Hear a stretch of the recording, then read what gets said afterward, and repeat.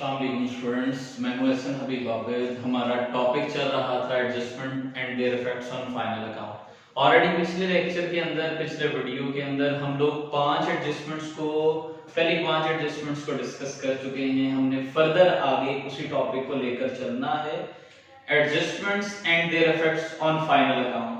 So student start करते हैं। Adjustment number 6 हमारी 6th एडजस्टमेंट हमारी क्या है?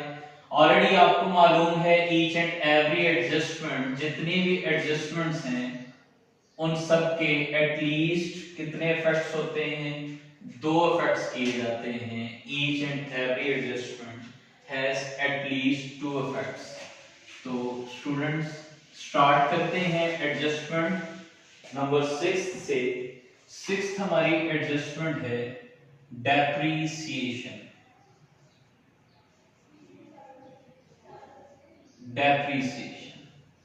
डेप्रीसिएशन स्टूडेंट, जब भी हम कोई फिक्स एसेट्स परचेज करते हैं तो ग्रेजुअली जैसे जैसे हम उन्हें इस्तेमाल करते जाते हैं तो उनकी वैल्यू के अंदर कुछ ना कुछ कमी आती रहती है, जिससे हम कहते हैं due to wears and tears.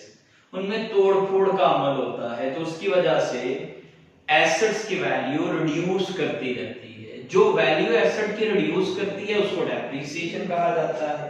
मतलब अगर हम डिफाइन करना चाहें डेप्रीसिएशन को तो डिफाइन किस तरह करेंगे? Wears and tears of an asset is called depreciation. वो डेप्रीसिएशन बन जाएगी।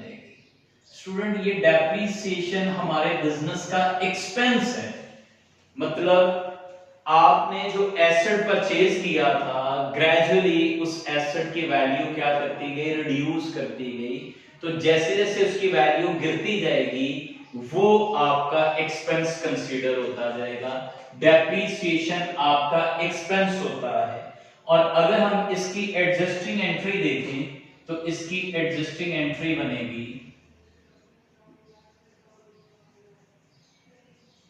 इसकी बनेगी स्टूडेंट्स डेप्रीसिएशन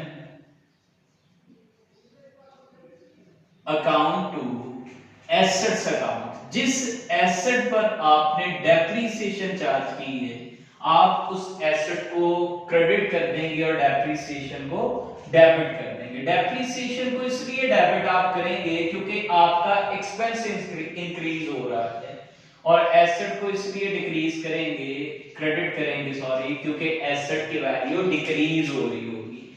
तो एंट्री डेप्रीसिएशन की बनेगी depreciation account to assets account. अगर हम इसके इफेक्ट्स को देखते हैं तो इफेक्ट्स भी इसी हिसाब से करने हमें पड़ेंगे। वो इफेक्ट्स क्या होंगे जी? पहला आपका इफेक्ट है इसका, क्योंकि ये हमारा एक्सपेंस है तो इसे आपने प्रॉफिट एंड लॉस अकाउंट की कौन सी साइड पर? डेबिट साइड पर आपने इसे लिखना है, क्योंकि ये आपका एक्सपेंस इनडायरेक्ट एक्सपेंस होता है। Profit and loss account debit side के अंदर। और दूसरा जो इसका इफेक्ट बनेगा, सेकंड इफेक्ट है, वो सेकंड इफेक्ट क्योंकि ये एसेट में कमी करता है तो हम क्या करेंगे? बैलेंस शीट में जाकर balance sheet asset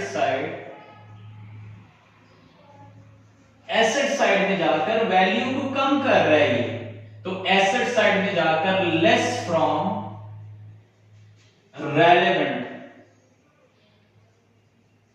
relevant asset में से इसे माइनस कर देंगे।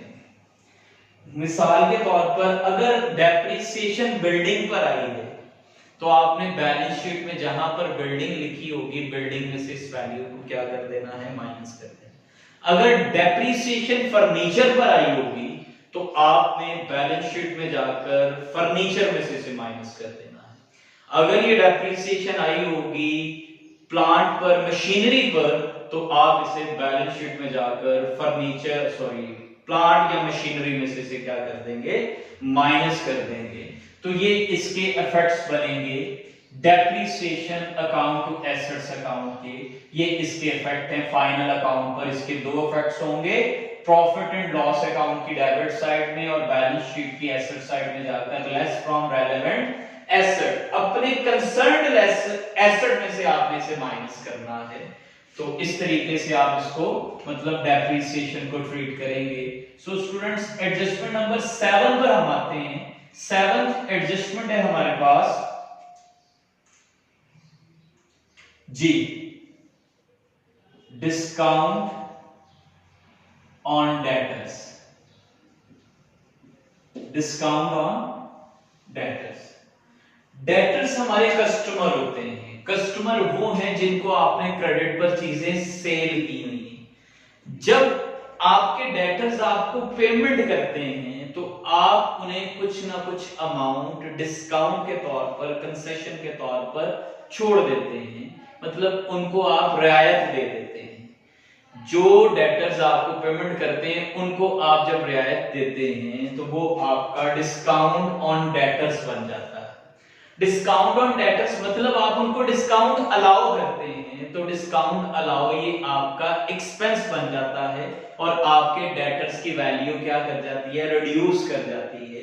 तो इसको हम डिस्काउंट अलाउ कहते हैं। अगर मैं इसको डिफाइन करूं तो ये इस तरह से डिफाइन होगा, कंसेशन अलाउ टू कस्टमर या फिर debtors is called discount on debtors. ये हमारा डिस्काउंट ऑन डेटर है।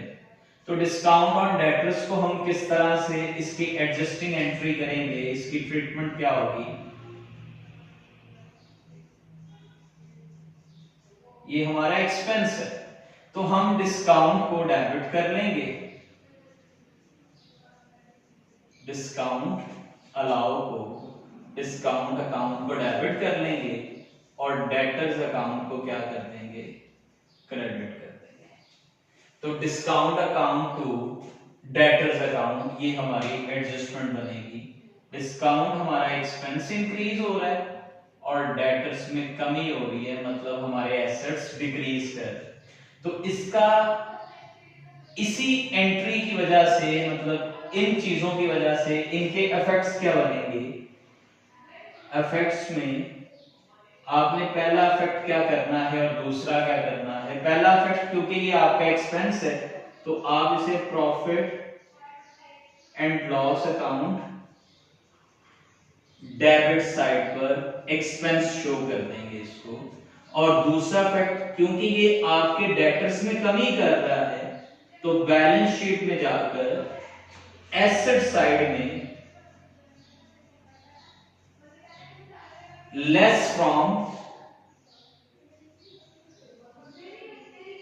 डेटर्स में से इसे क्या कर देंगे, माइनस कर देंगे। तो इस तरीके से ये आपके इफेक्ट्स बनेंगे डिस्काउंट ऑन डेटर्स के ऊपर, profit and loss account debit side, और दूसरा इफेक्ट बैलेंस शीट की एसेट साइड में जाकर डेटर्स में से इसे क्या कर देंगे, माइनस कर देंगे। तो इसी तरह स्टार्ट करते हैं नेक्स्ट वाली एडजस्टमेंट को। एडजस्टमेंट नंबर 7 के बाद 8th है हमारे पास। 8th एडजस्टमेंट है discount on creditors. Discount on creditors भी हो सकता है, अगर डिस्काउंट ऑन डेटर्स है तो डिस्काउंट ऑन क्रेडिटर्स भी हो सकता है। क्रेडिटर्स वो लोग हैं जो आपके सप्लायर्स थे, जिनसे आपने चीजें खरीदी थी। जब आप उनसे क्रेडिट पर चीजें परचेज करते हैं तो वो आपके क्रेडिटर्स बन जाते हैं। क्रेडिटर्स भी आपको डिस्काउंट देते हैं, वो आप डिस्काउंट रिसीव करते हैं और आपकी इनकम बन जाती है। वो डिस्काउंट जो आप रिसीव करते हैं, डिस्काउंट रिसीव, वो आपकी इनकम कंसीडर होती है। तो किस तरह से आप इसको ट्रीट करेंगे डिस्काउंट रिसीव को, अगर आप एक्सप्लेन करते हैं, इसको डिफाइन करते हैं, तो वो क्या होगा, concession receive from creditors.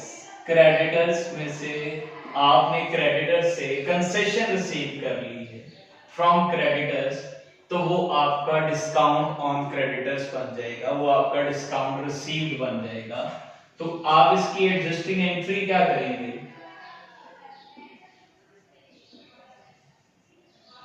Adjusting entries की बनेगी क्रेडिटर्स अकाउंट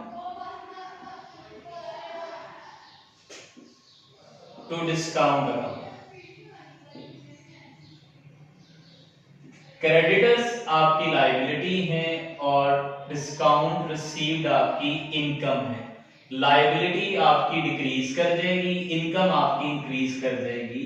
तो इसी तरीके से आप इसके इफेक्ट्स भी बना लेंगे।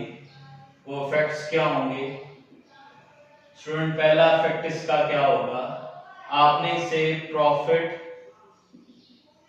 एंड लॉस अकाउंट में जाकर क्रेडिट साइड पर इनकम शो कर देना है, और दूसरा इफेक्ट इसे बैलेंस शीट में जाकर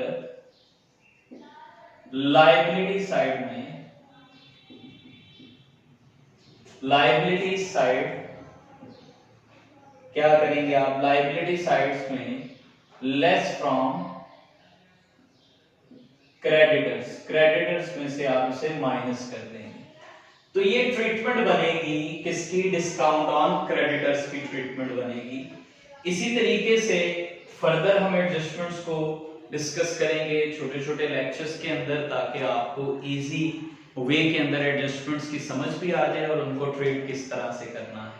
तो keep on watching inspire YouTube channel. इसको सब्सक्राइब आपने ऑलरेडी कर दिया है, बेल आइकन भी प्रेस कर दें ताकि आपको नोटिफिकेशन मिलती रहे कि नेक्स्ट वीडियो कौन सी अपलोड हो रही है। Thank you.